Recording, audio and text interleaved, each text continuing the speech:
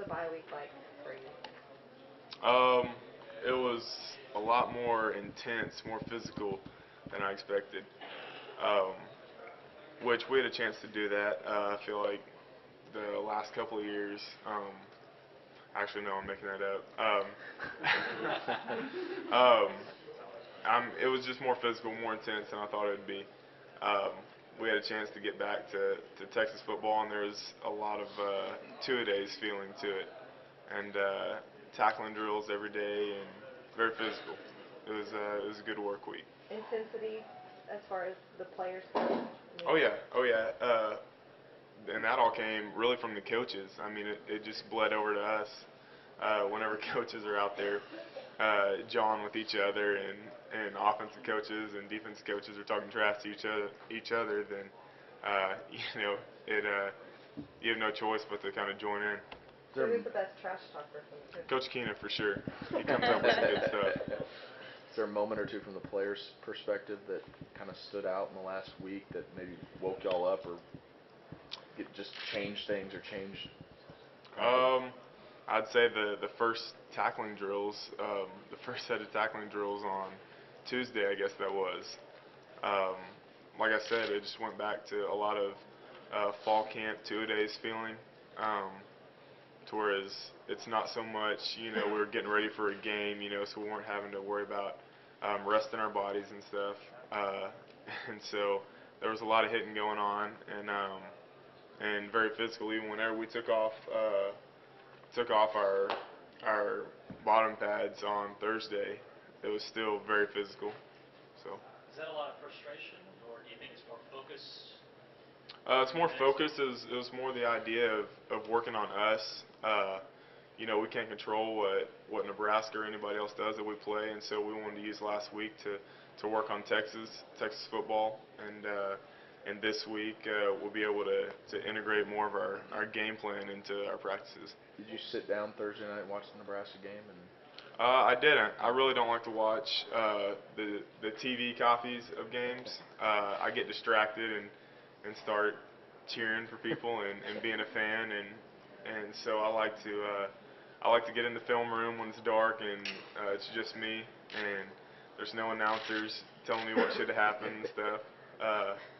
So I'm really able to break stuff down and look at what I'm actually going to be looking at in the game. What do you see? What'd you say? Say that again. I said no wonder Muschamp likes you. What did you see? What have you seen from Nebraska offensively that is different than maybe the Big 12 championship game? I mean, more of the spread look. I think a lot of the same ideas as far as the power running game and stuff, just out of a shotgun or pistol look. So it's a lot of the same schemes, but obviously they have with Martinez back there, it's pretty much another running back. So a running back that can throw. So with his separation speed and his running ability in the open field, we have to treat him like a running back, and somebody's got to be accountable for him at all times. What do y'all have? Where did Texas football go that y'all had to hit it last one? It didn't go anywhere. I think it was just some mistakes that costed us at the wrong times. We were making mistakes in situations that that offenses were going to exploit, those mistakes. And so we haven't gone anywhere. We haven't lost anything. We still know what we're capable of, and we still have the expectation of going out every week and winning games.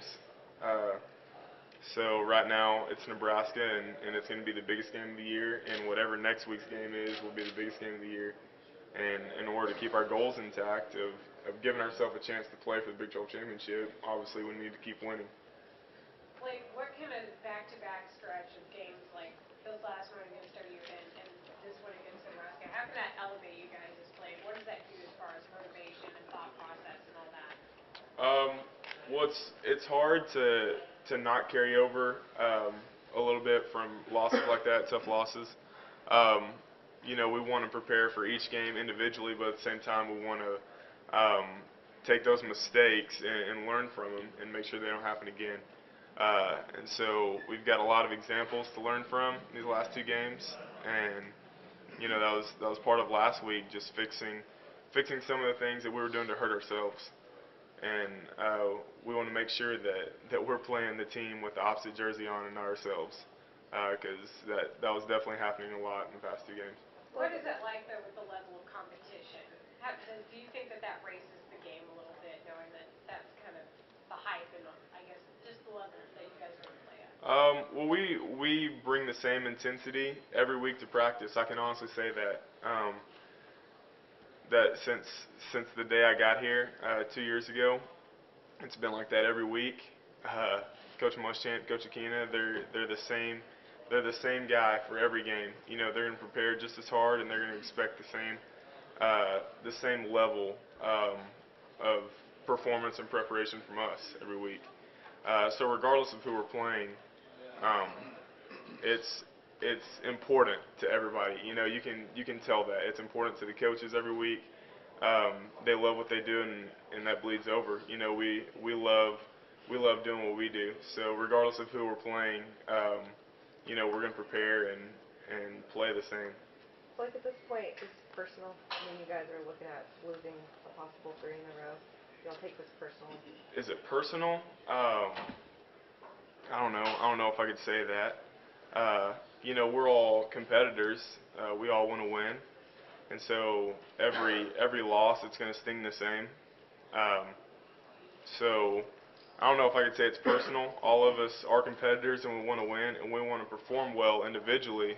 But if you perform well individually and you lose, then it still hurts the same. So I think all of us are going to go out this week and do what it takes to get Texas a win. And that's why we all came here, because Texas wins, and we need to get back on track. Having followed Texas for a long time, you kind of understand the hatred Nebraska has for Texas and the whole 1-8 since the formation of the Big 12. Is it more fun to go into an atmosphere like this with everybody kind of raining down on you and you guys kind of coming together in that sense? Oh, I think it's going to be a blast. I mean, I've heard all sorts of good things about playing up there and the atmosphere it is, and I've watched games on TV, and I don't think that really does it justice. I've played in enough stadiums to know that by now, but I think it's going to be a blast. Anytime you can go into a hostile environment to where it is kind of everything raining down on you, you feel the pressure of the fans and stuff. That just makes it that much more fun, and the guys that thrive in that, they're going to show up. You're going into that environment as the underdog. A lot of people are calling it that. Do you embrace that role? It's whatever you guys make of it. I didn't say it. Other people. Well, we're not saying it. So we don't go into any game really considering ourselves to be superior or whatever, an underdog. We go in expecting to win. Like I said, that's why we all came here. It's what Texas does, and we prepare that way. We prepare every day to win, whether that's in the middle of March in spring ball, in the middle of January in off season. We're preparing every day to win, and so I don't know. Yeah, we're going up there expecting to win, regardless of what the pick is or what the point spread is. Y'all had the motto last year, the 1 second better, and kind of Nebraska's taking that on now after the Big 12 championship game last year. What do sayings mean as you go through a year? Is it something you think about during the week to kind of keep you going? Is it something in a game that you think? Yeah. Well, in that case, it was just reminders. I think it would be the same for Nebraska, through their off-season preparation.